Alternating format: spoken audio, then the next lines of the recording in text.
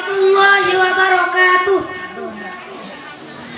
আমি এই মায়াদের জন্য জানাজার নামাজ পড়াইতাছি যে ফরজে কিফায়া 4 তাকবীরের সহিত ইমাম হয়ে কাবার দিকে মুখ করিয়া আল্লাহর রাস্তে আল্লাহু আকবার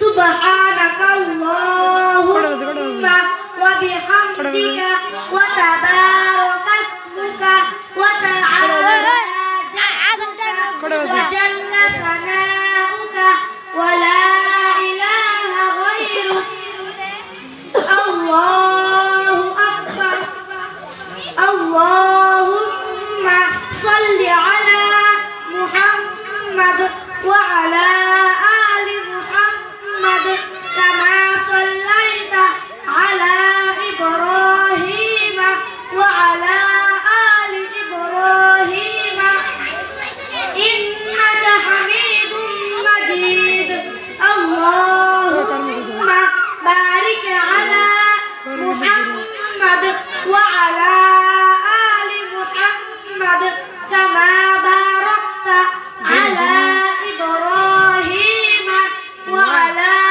আলি ইব্রাহিম ইন্নাকা হামিদুম মাজিদ আল্লাহু আকবার। তাহলে ছেলের জানাজার দোয়া আল্লাহুম্মা জাআলহু লানা ফারদান ওয়াজআলহু লানা আজরান ওয়া যুখরান ওয়াজআলহু লানা শাফিআন ওয়া মুশাফফাআ।